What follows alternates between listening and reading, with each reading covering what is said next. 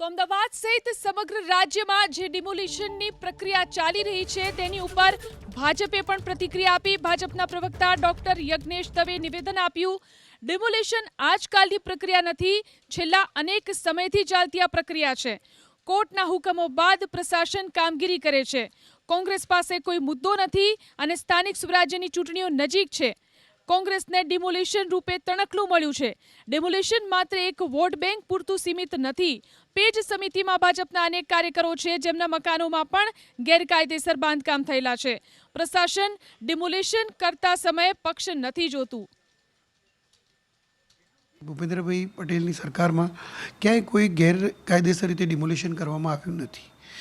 જે કાયદાકીય રીતે એને નોટિસો આપવાની, કાયદાકીય રીતે એ લોકો કોર્ટમાં પણ ગયા હોય, ઘણા લોકો કોર્ટે એમના કેસ પણ કાઢી નાખેલા હોય, કોર્ટે ઘણી વખતે તોડી નાખવાનો હુકમ પણ કરેલો હોય, છતાં પણ સરકારે એમને રહેમરાએ નોટિસ આપી અને એમને ખસી જવા માટેની અને કોઈ સલામત સ્થળે જવા માટેની પણ સમય આપેલો હોય।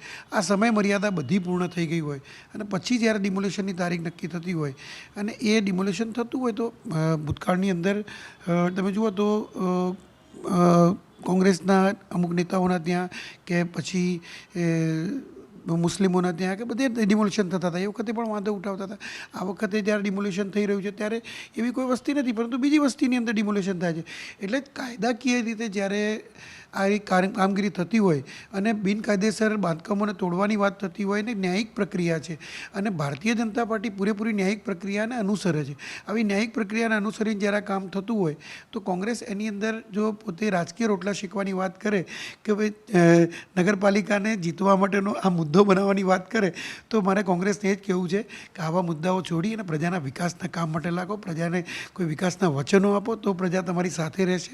બાકી ભારતીય જનતા પાર્ટીની જીત બધી જ નગરપાલિકામાં થવાની છે, એ નક્કી છે।